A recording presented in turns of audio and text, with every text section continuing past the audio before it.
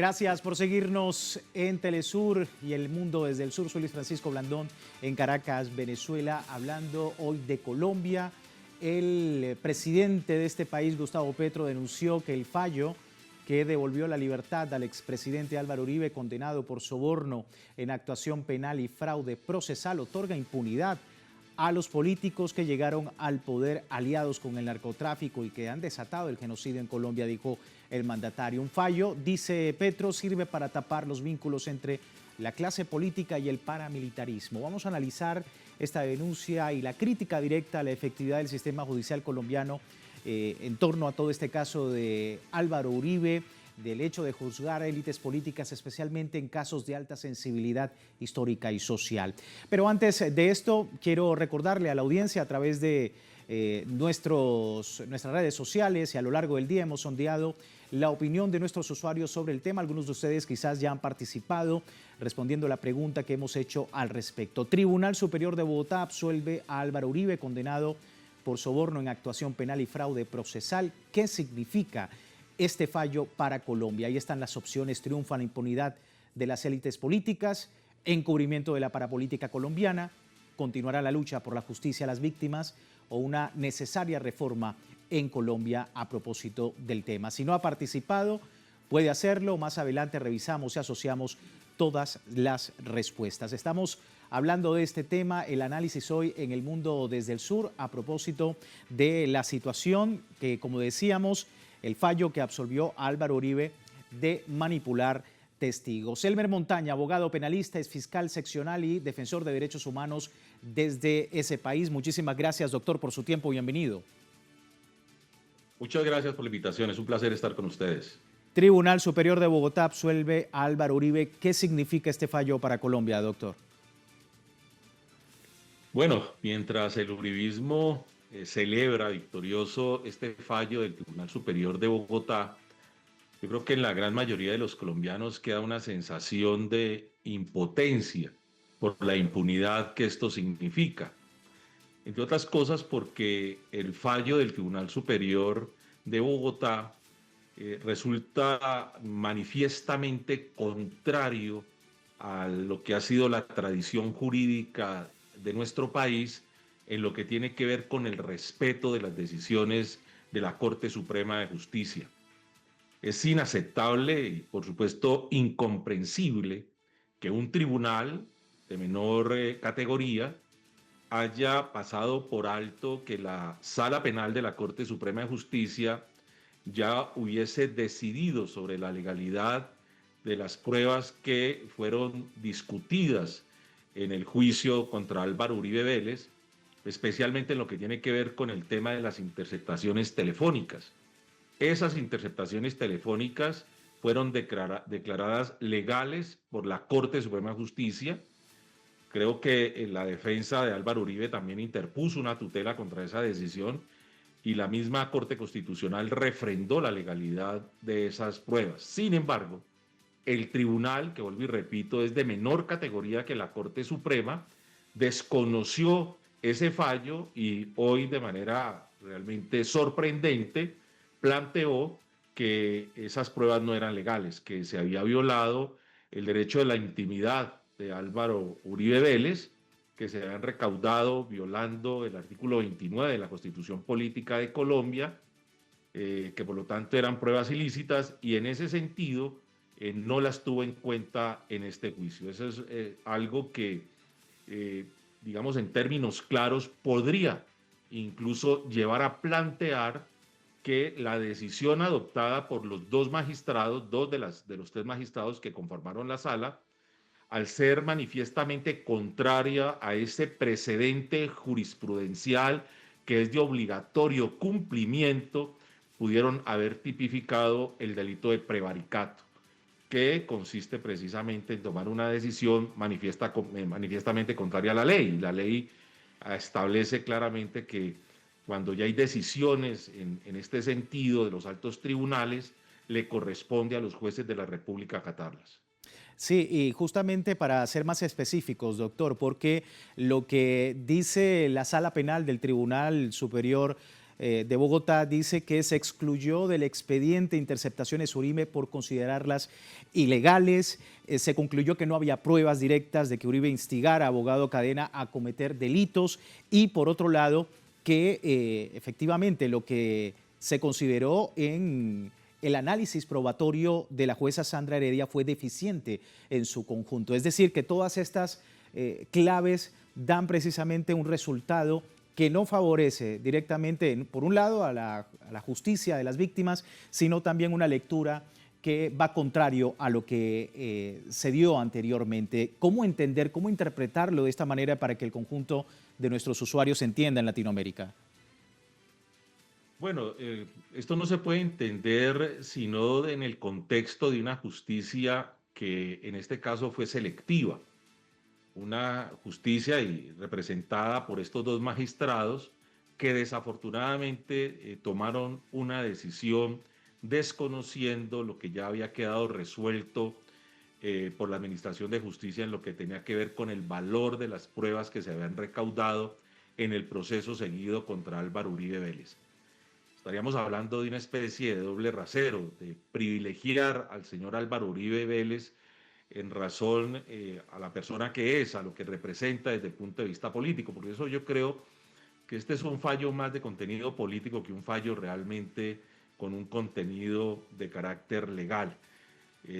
La jurisprudencia nuestra ha señalado claramente que cuando un juez de la República o un tribunal digamos, se aparta de alguna manera de una decisión que es un precedente judicial de obligatorio cumplimiento, debe realizar un exhaustivo análisis y expresar y explicar de manera detallada las razones por las cuales no toma en consideración ese precedente. Y aquí no ocurrió eso, aquí simplemente se apartaron de esa decisión con argumentos muy generales, casi que desafiando, pienso yo, a la misma Corte Suprema de Justicia, que ya había resuelto de manera definitiva el tema del valor de las pruebas que se habían recaudado en el proceso contra Álvaro Uribe Vélez.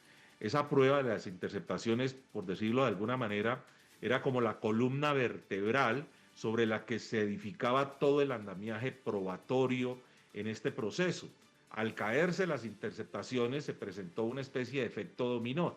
Se fueron después desvirtuando una a una en virtud de ese planteamiento las acusaciones en contra de Álvaro Uribe y por supuesto los argumentos que a mi manera de ver fueron muy bien fundamentados, muy razonados por parte de la jueza 44 penal del circuito de Bogotá.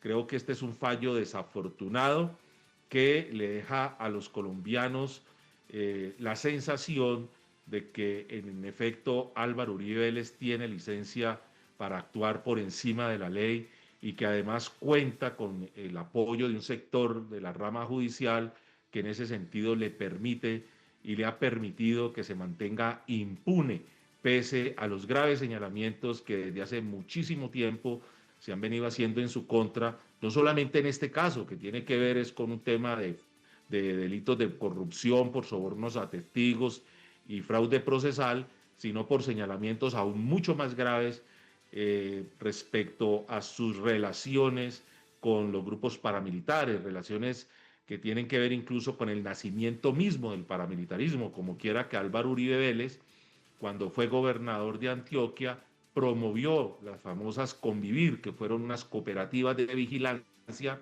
que con el paso del tiempo se convirtieron en estas estructuras paramilitares que crearon tanto daño y generaron tanta muerte en nuestro país.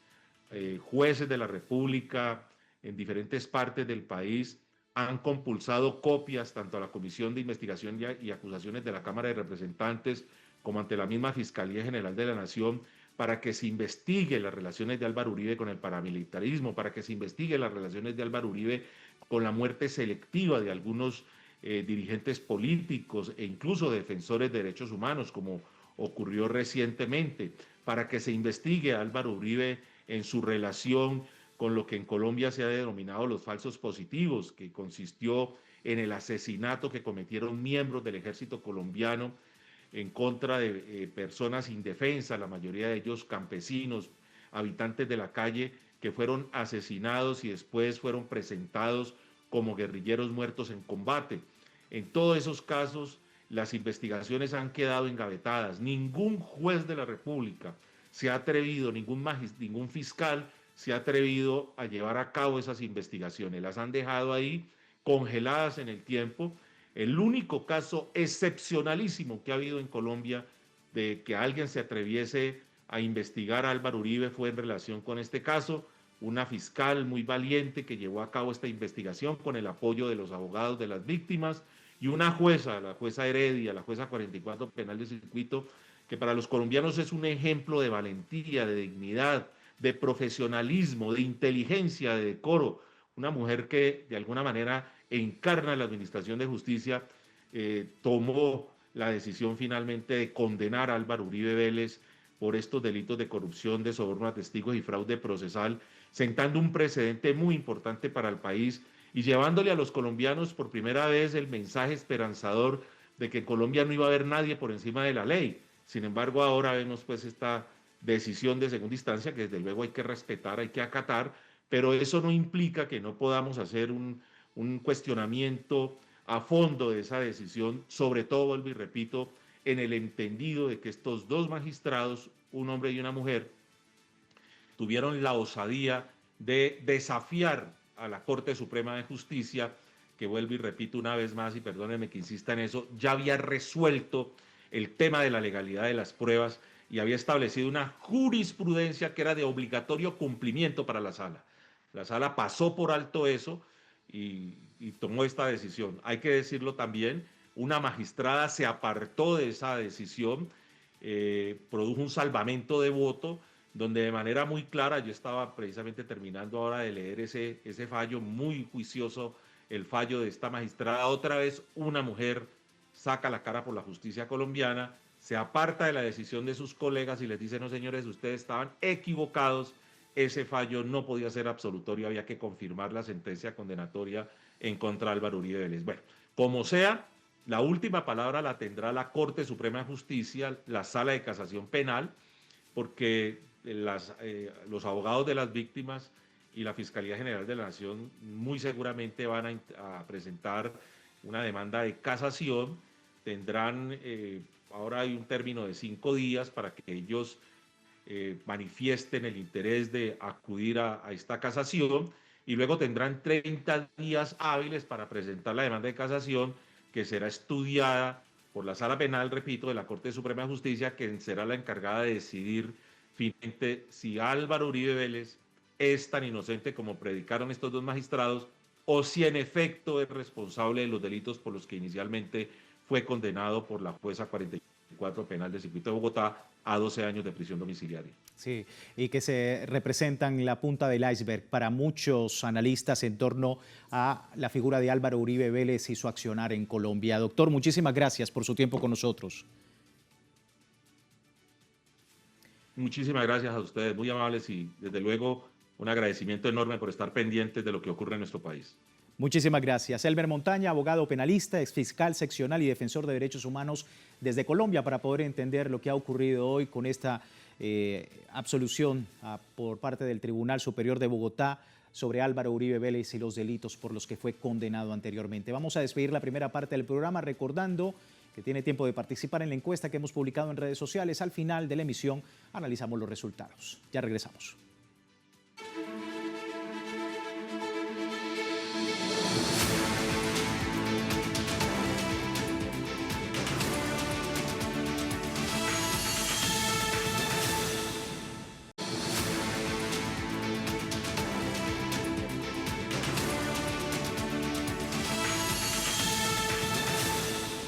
Gracias por seguirnos hoy en El Mundo desde el Sur, hablando de Colombia. El senador y precandidato presidencial colombiano Iván Cepeda se pronunció luego de la decisión de absolver al exmandatario Álvaro Uribe de todos los cargos por los que fue condenado a 12 años de prisión. Esto decía. Buenas tardes. En mi larga trayectoria como defensor de derechos humanos y como víctima de genocidio y persecuciones políticas de toda índole, he aprendido mucho a conservar la serenidad y la perseverancia, especialmente en los momentos difíciles en los que parece imponerse la impunidad. Bueno, este es uno de esos momentos. Yo creo que es una situación pasajera y momentánea en la que, en una decisión que respetamos pero no compartimos, un tribunal, mayoritariamente dos magistrados, deciden ignorar el acervo probatorio que hay y que es absolutamente concluyente en este juicio o en este proceso. Así que vamos a perseverar, vamos a seguir trabajando para que haya verdad en este caso y en los otros, en los que Álvaro Uribe ha sido responsable de hechos muy graves. Así que no haya duda, ¿no? Lo nuestro, lo de las víctimas, es la perseverancia. Las víctimas son más perseverantes que la injusticia y la impunidad. Y por otro lado, la organización Madres de los Falsos Positivos también expresaron su apoyo a Iván Cepeda, afirmando en redes sociales que la historia no absolverá a quien dio la orden como referencia a este caso de Uribe. Esto decía. En este largo proceso consideramos que aún nos queda un capítulo, y es la casación penal ante la Corte Suprema de Justicia. Así que guardamos grandes esperanzas que en esta última instancia, por fin, Colombia pueda tener justicia. Vamos al análisis. Carlos Medina Gallego, analista, profesor universitario, nos acompaña para poder entender lo que viene de ahora en más.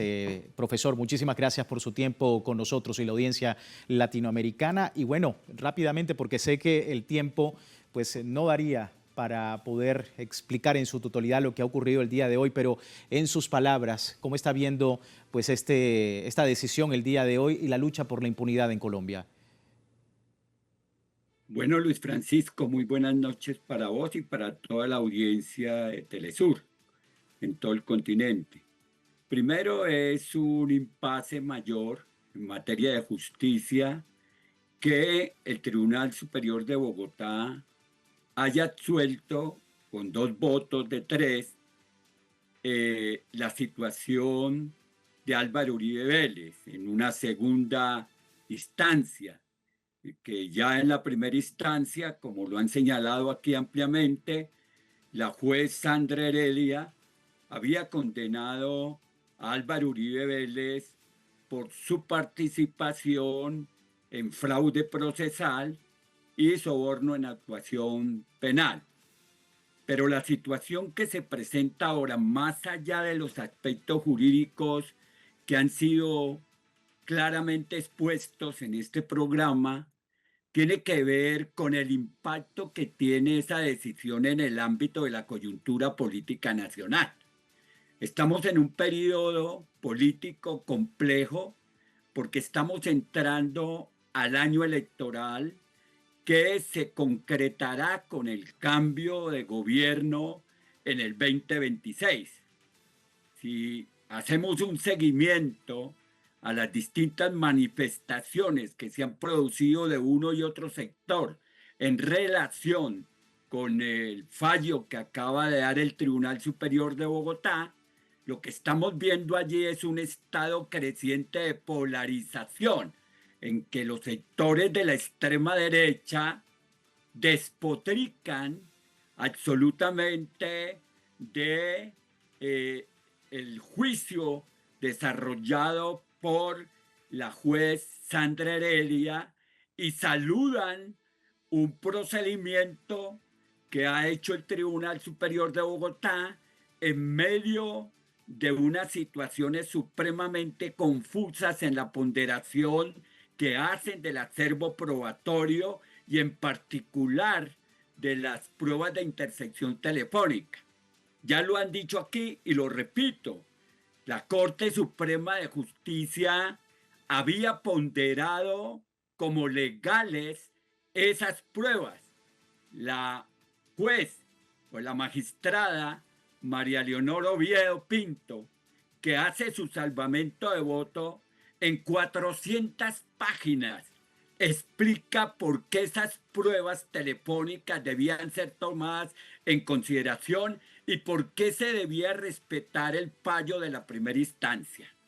Pero esta decisión, creo yo, como lo señalaba también el abogado, que es mucho más política que jurídica y que se ha utilizado tecnicismos jurídicos para absolver al presidente Álvaro Uribe Vélez en una coyuntura política que tiene unas implicaciones muy particulares en materia de la composición de las fuerzas que dinamizan las campañas para poder acceder al poder o mantener el poder en el 2026. Sí. La historia de Álvaro Uribe Vélez en el desarrollo del conflicto armado colombiano lo vinculan de manera directa, no solamente con el paramilitarismo, los falsos positivos, sino igualmente con el narcotráfico y los orígenes y desarrollos del narcotráfico en nuestro país. Los sectores políticos que acompañan desde los partidos tradicionales a Álvaro Uribe Vélez, que representan la extrema derecha en nuestro país, están alebrestados, están exaltados con este tipo de decisión tomada por el tribunal, pero como se ha señalado aquí, como lo señaló Iván anteriormente, esto tiene que ir a la Corte Suprema de Justicia y allí tiene que tomarse en última instancia las decisiones que van a hacer justicia en relación con el caso de Álvaro Uribe Vélez. Y la Corte Suprema de Justicia no puede ponderar las decisiones del Tribunal de Bogotá cuando es ella misma la que definió que las pruebas de intersección telefónica eran válidas y que es las que soportaron la primera instancia. Sí, y la situación, desde luego, en el orden jurídico, tiene su tercera instancia en la Corte Suprema de Justicia, pero el escenario político se ha calentado y seguramente los niveles de polarización que están trabajados a través del odio, de la mentira, de la calumnia, del señalamiento, de la desconfiguración ética de la política, van a continuar generando una atmósfera supremamente compleja y violenta en las distintas manifestaciones que tiene la violencia política en nuestro país. Ahora, esperemos... Sí, profesor, le quería preguntar, era porque ya se empiezan a alzar también las voces de lo que ocurre el día de hoy y que se suma, por supuesto, a la gran cantidad de denuncias, la crítica en torno al sistema judicial en Colombia, y ya empiezan a alzarse las voces sobre una profunda reforma a la justicia. ¿Está de acuerdo con ese planteamiento? Sí, yo pienso que la justicia tiene dos problemas supremamente graves. El primero es que es una justicia que desde el universo del patriarcalismo y el machismo es supremamente cobarde y está sometida a las élites económicas y a las élites políticas tradicionales. Y el segundo aspecto fundamental es que es una justicia politizada y eso no le permite garantizar los niveles de equidad, de igualdad, de neutralidad que debe tener la justicia y de independencia para poder tomar sus decisiones. Desde la Constitución de 1991, el Poder Judicial está esperando una gran reforma que permita que los magistrados lleguen al poder por procesos absolutamente meritorios y no a través de la manera como se eligen actualmente, donde las fuerzas políticas, los partidos políticos y los intereses políticos se colocan al servicio de quienes aspiran a ocupar las magistraturas en las Cortes Supremas. Entonces, esto es importante modificarlo y hacer una reforma a la justicia que posibilite que la justicia se ejerza con todos los valores éticos, morales y jurídicos con que se debe ejercer la justicia. Y con una reforma constitucional, profesor, planteada por el presidente Gustavo Petro en lo sucesivo. Sí, se plantea la posibilidad de convocar una Asamblea Nacional Constituyente que resuelva algunos de los problemas que tiene el actual gobierno. Y es que el actual gobierno, lo que lo entienda la comunidad internacional es un gobierno sin Estado porque el Estado está capturado por los poderes tradicionales y particularmente por la derecha. Poder generar una dinámica constitucional que cambie o refunde la política y refunde la institucionalidad colombiana sería un importante avance, pero en un momento de polarización como el que se está desarrollando hoy, es muy importante garantizar de que ese proyecto constituyente va a ser un proyecto constituyente básicamente progresista, porque puede ocurrir que el nivel de polarización, como ocurrió con el plebiscito, genere una dinámica en la cual la parte mayoritaria en la convocatoria de la Asamblea Constituyente termine en manos de la extrema derecha, y esto sí sería absolutamente un desastre.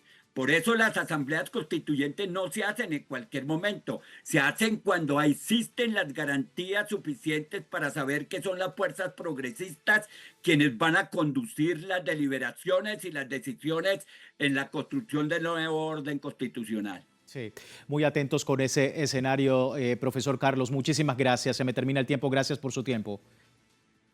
Muchas gracias, Luis Francisco. Carlos Medina Gallego, analista en temas de paz, profesor universitario colombiano, a propósito de este escenario judicial en Colombia. Y antes de terminar nuestro programa, revisamos rápidamente el resultado en la encuesta. Tribunal Superior de Bogotá absuelve a Álvaro Uribe, condenado por soborno en actuación penal y fraude procesal. ¿Qué significa esto para Colombia?